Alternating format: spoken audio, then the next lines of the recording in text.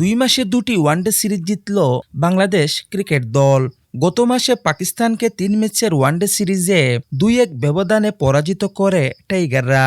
পাকিস্তানের পর নিউজিল্যান্ডকেও ঘরের মাঠে 3 ম্যাচের ওয়ানডে সিরিজে একই ব্যবধানে হারালো বাংলাদেশ।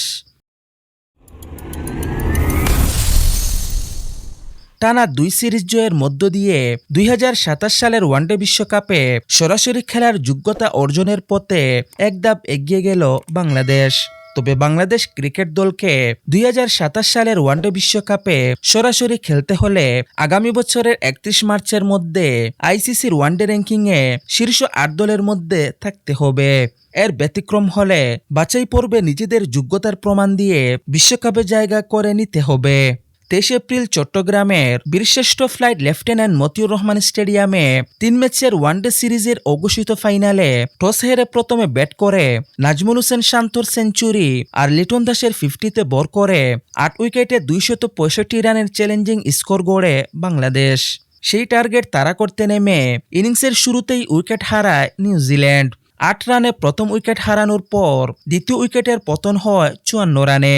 দলীয় 61 রানে ফেরেন অধিনায়ক টম লাথাম। দলীয় 108 রানে 50 হাঁকিয়ে ফেরেন ওপেনার নিক কেলি। নিয়মিত বিরতিতে উইকেট পতনের কারণে 44.5 ওভারে 210 রানেই অল আউট হয় নিউজিল্যান্ড ক্রিকেট দল।